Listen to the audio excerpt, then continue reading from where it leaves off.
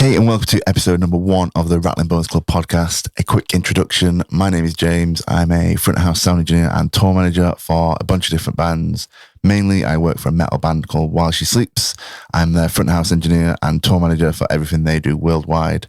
And when we're not on tour, I also help run their Sleep Society online Patreon community. And I run the admin and content scheduling for all of that.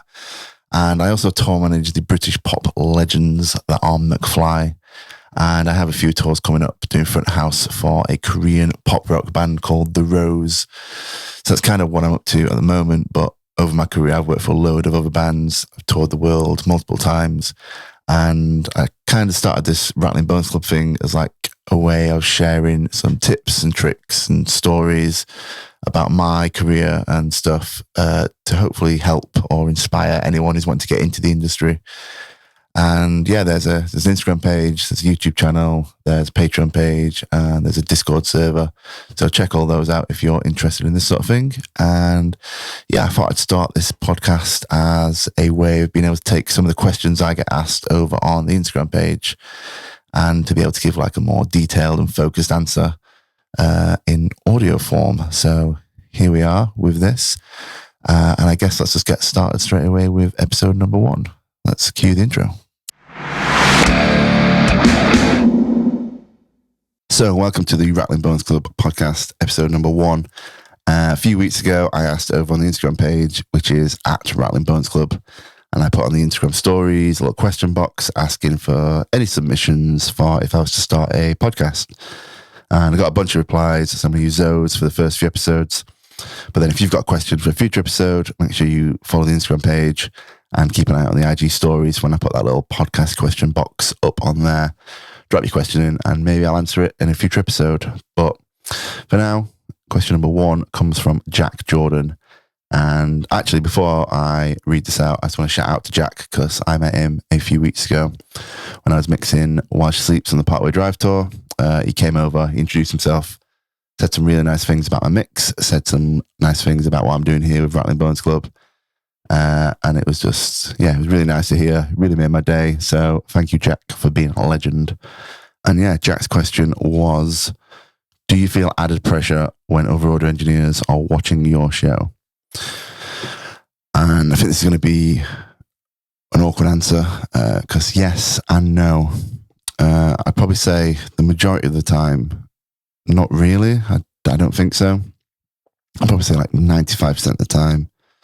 No, like if another audio engineer comes and hangs out, could be someone I know really well. I'm quite happy for that. Like I'll stand and have a drink. I'll chat about what I'm doing in my mix at the moment. If they're stood really close to me and we're talking, I'll show them what I'm doing.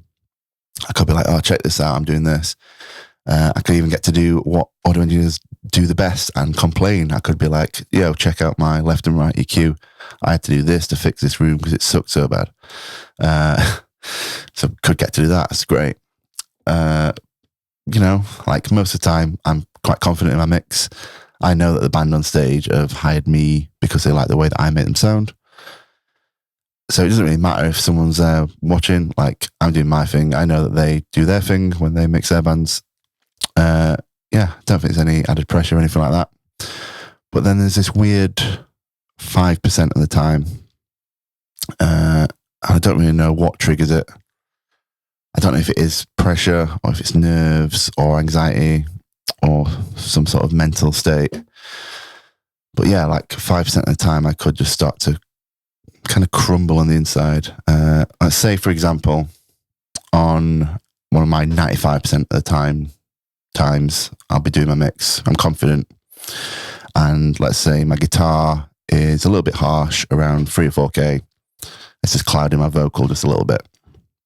Let's say there's an engineer watching me who I've toured with before and he's just come to hang out. And I'll just automatically mix it. It'll be fine. I'll hear the problem and I'll just do what I need to do to fix it. That could be grabbing the guitar EQ and bringing 3, 4K down a little bit. And I'll just do that automatically. And I'd probably do that exactly the same if that person wasn't watching, or if that person is there watching, or, if there is some sort of audio engineer there watching me, I'll probably just do the same thing, like 95% of the time. then there's this weird 5% of the time where I'll just start to overanalyze every little bit of my mix. And yeah, I don't know what triggers it. Could be any audio engineer there. Could even be like any size show. Could be a stadium, could be an arena, festival, could be a small show in a pub or a club. Doesn't really matter. But then I'll just start to do this thing where this other engineer's watching me and I'll hear the same mistake or the same problem with my mix. 3/4K is a little bit harsh on my guitar. And rather than just fix it automatically, I'll now start to list every way that I could possibly fix this, all in my head. I'll just do it really, really quick. But then I'll start to list like, well, I could just pull the EQ down on the guitar, or I could turn the vocal EQ up a little bit around 3/4K. I could bring the volume of the guitar down. I could bring the volume of the vocal up. I could do something to my guitar bus. I could do something to my main left and right. I could add some saturation or some overdrive. I could do something with effects. I could do this. I could do that. And I'll get this big list in my head and I'll start thinking like, well, what's the correct way to fix this problem? There's probably not a correct way. Like if you know live sound, you know that it's, there's a bunch of different ways you could do something. There's not really a correct way. There's a couple of wrong ways you can do something. And really, as long as there's not any feedback and your mix still sounds clear, you can do it whatever way you need to do it to get your sound and your mix together. But I'll just start thinking and overanalyzing it in my head because this engineer's next to me. And I'll start thinking like, well, what if I do it this way? Are they going to judge me because it's different to how they do it? Am I doing it wrong? Which way would they do it, which is the correct way?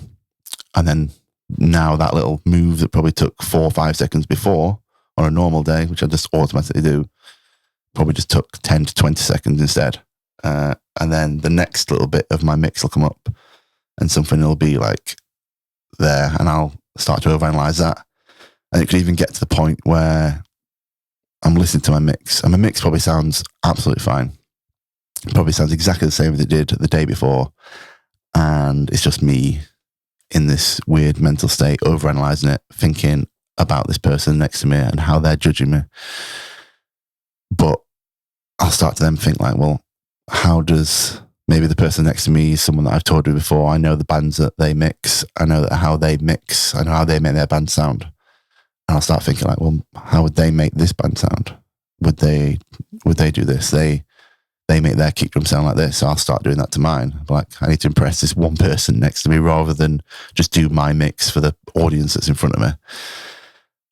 And I'll start doing that and I'll start being like, well, they have their guitar a little bit louder than me, so let's make my guitar a bit louder. Or they EQ their vocal to sound like this, so I'm going to do that. And it's completely stupid because I know the band have hired me to make it sound like I make them sound. Otherwise, they would have hired the guy who stood next to me. Do you know what I mean? So it's a weird one. I don't know why I start to do this, and it's just in my head, just overanalyzing everything.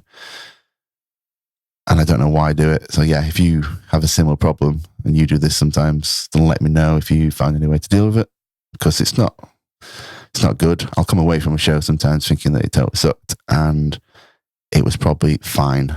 But I'll hate the show because in my head I was overanalyzing it because I thought I was trying to impress this one engineer that was watching.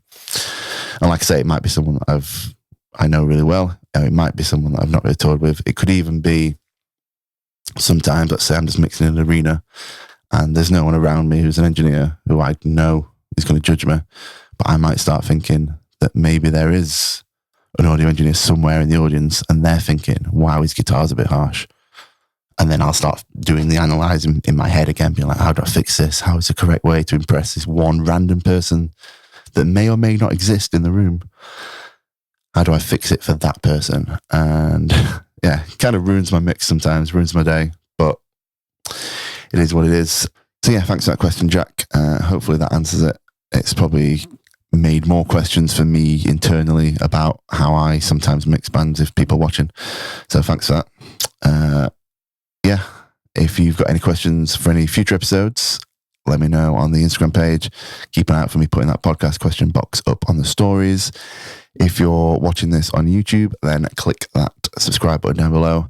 If you're listening to this on Spotify or Apple Podcasts or whatever platform you use to listen to podcasts, click the follow button or subscribe or whatever it's called in your podcast platform. All that stuff kind of helps out with this. So be much appreciated. And yeah, I guess I'll see you in the next episode. Peace.